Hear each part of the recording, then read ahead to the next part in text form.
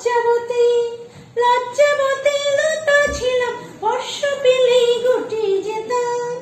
লজ্জাবতী লতা ছিলাম, স্পর্শ পেলেই গুটি যেতাম। অনেক ভেবে দেখলাম এমন হলে চলবে না, এমন হলে চলবে না। হাতে পায়ে শক্ত করো, নিজের হাতে জীবন গড়ো। হাতে পায়ে শক্ত